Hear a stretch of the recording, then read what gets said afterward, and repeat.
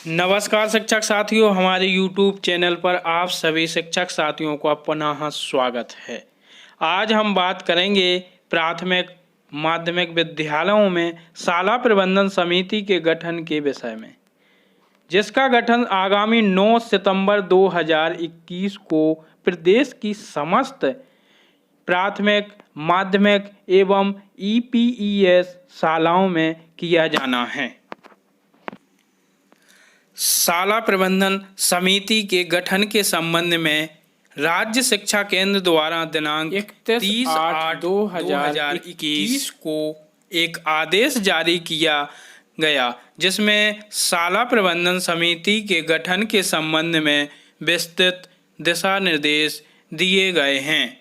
तो आज के वीडियो में देखेंगे कि राज्य शिक्षा केंद्र द्वारा दिए गए दिशा निर्देश के अनुसार शाला प्रबंधन समिति की जो प्रक्रिया है वो क्या है, इसमें कुल कितने सदस्य होते हैं, इसमें जो अध्यक्ष, उपाध्यक्ष और सदस्यों का निर्वाचन कैसे करें, वंचित समूह, कमजोर वर्ग व अन्य वर्ग के अभिभावक पालक होते हैं, इनकी गणना हम कैसे करें।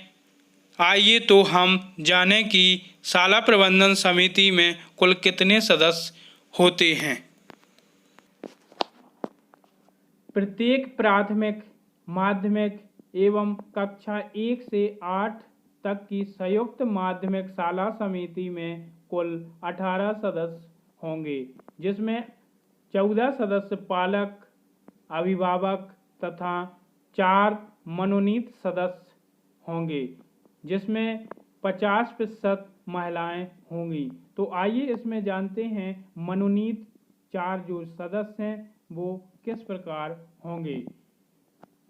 नगरीय क्षेत्र में उस वार्ड का पार्षद और ग्रामीण क्षेत्र में उस वार्ड का पंच जहां स्कूल स्थित है। पहला पॉइंट यानी एक सदस्य जो होगा वो नगरीय क्षेत्र में उस वार्ड का पार्षद या ग्रामीण क्षेत्र में उस वार्ड का जो पंच है जहां स्कूल स्थित है।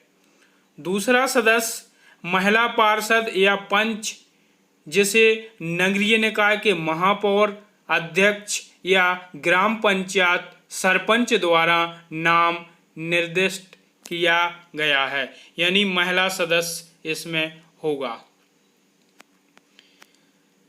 स्कूल का प्रधान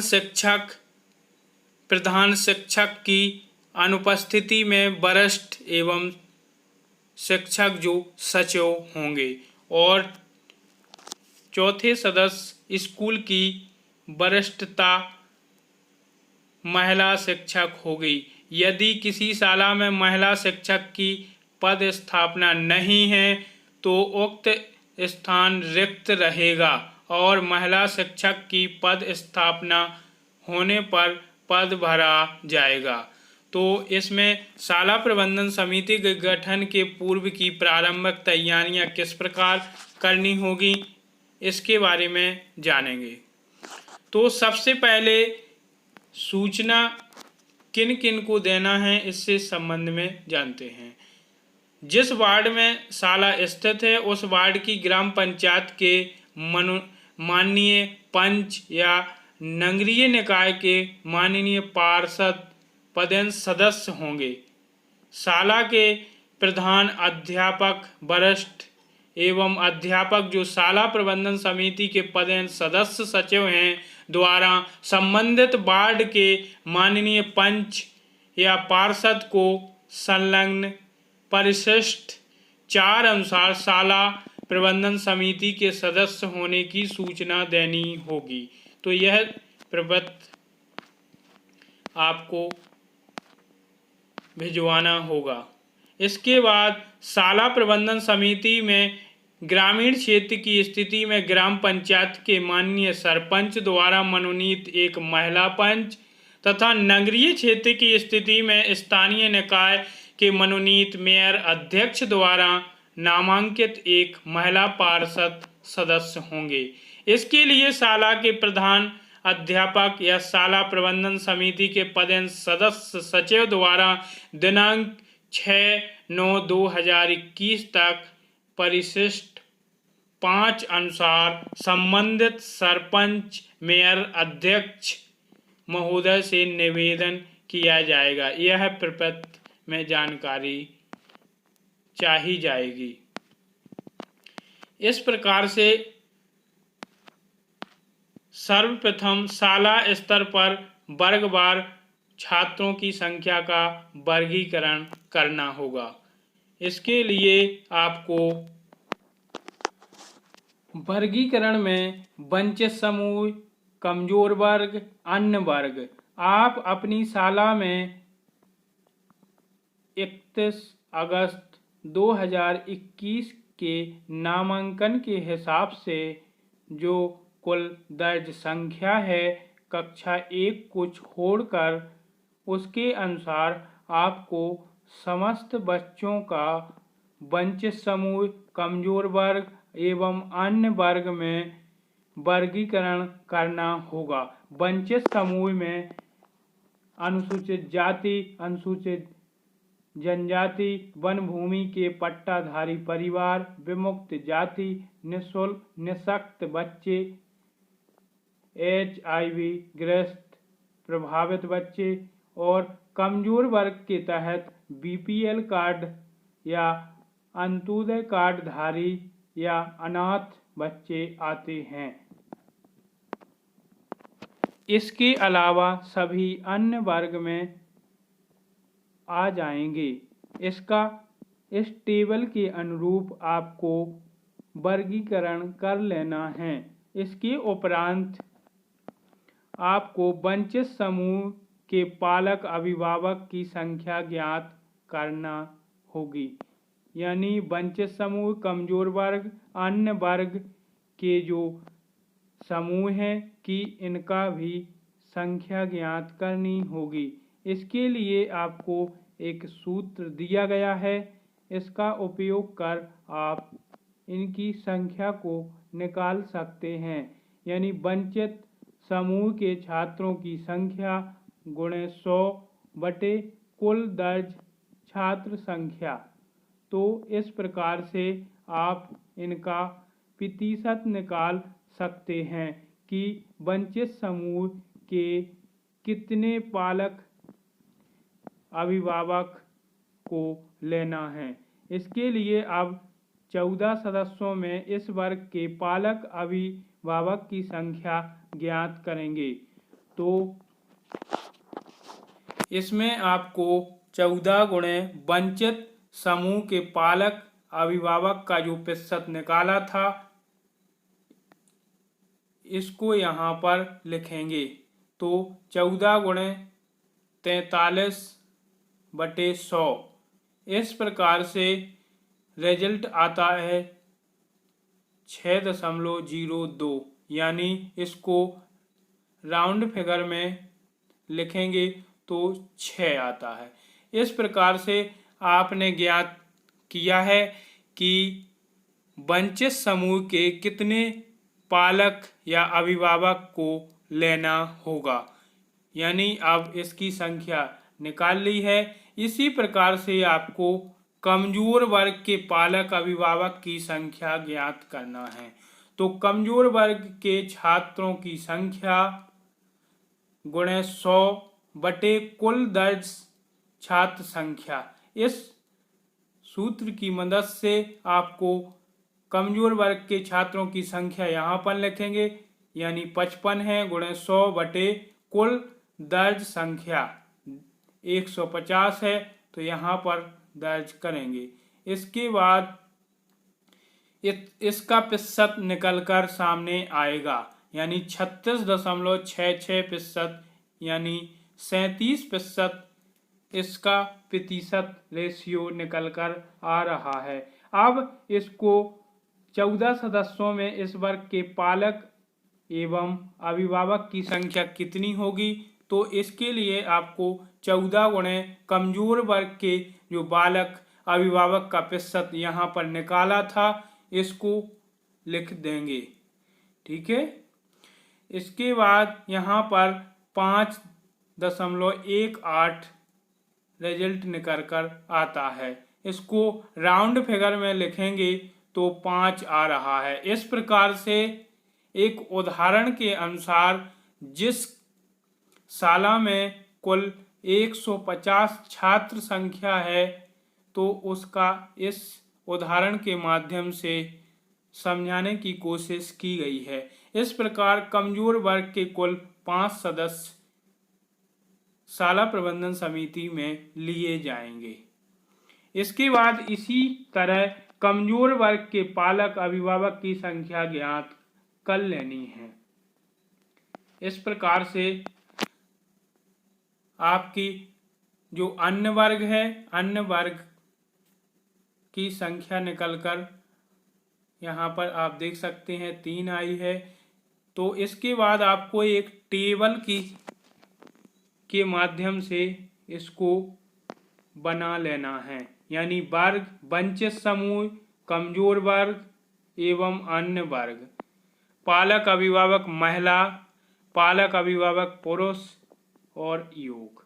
इस प्रकार से एक उदाहरण के अनुसार वंचित समूह में पालक जो महिला सदस्य बनेंगी वो 3 होगी और पालक अभिभावक पुरुष बनेंगे उनकी भी संख्या 3 होगी। टोटल हुए 6।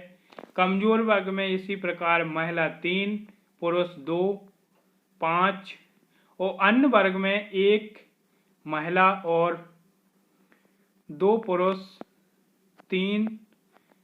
कुल पालक अभिभावक की संख्या 7 हो रही है, यानी 14 सदस्यों का निर्वाचन किया जाएगा। इस टेबल के माध्यम से आपको ज्ञात हो गया होगा कि जो शाला प्रबंधन समिति है उसमें यानी किस वर्ग से कितनी महिला कितने पुरुष को लेना है, यह निकाल लेना है। इसके उपरांत आपको 2020-21 के ऐसे छात्र जिन्होंने ए ग्रेड प्राप्त किया हो, महिला पालक अभिभावक के सदस्यों के नाम लॉटरी के माध्यम से निकाले जाएंगे। महिला सदस्यों का निर्वाचन संबंधित वर्ग की संख्या के अनुसार होगा, जिसमें सर्वप्रथम ए ग्रेड प्राप्त वंचित समूह के बच्चों की महिला पालक अभिभावक के नाम लॉटरी के माध्यम से निकाले जाएंगे। इसके बाद इसी प्रकार कमजोर वर्ग व अन्य वर्ग के ए ग्रेड प्राप्त वंचित समूह के बच्चों की महिला पालक अभिभावक के नाम लॉटरी के माध्यम से निकाले जाएंगे। महिला सदस्यों का निर्वाचन हो जाने के बाद इसी प्रक्रिया से पुरुष सदस्यों का निर्वाचन किया जाएगा। 7 महिला सदस्य एवं 7 पुरुष सदस्य का निर्वाचन होने के बाद अब शिक्षक, अन्य सदस्यों का चयन एवं अध्यक्ष व उपाध्यक्ष का निर्वाचन किया जाएगा। शिक्षक व अन्य सदस्यों का चयन राज्य शिक्षा केंद्र के अनुसार समिति में शाला के प्रधान अध्यापक या वरिष्ठतम शिक्षक सदस्य सचिव होंगे।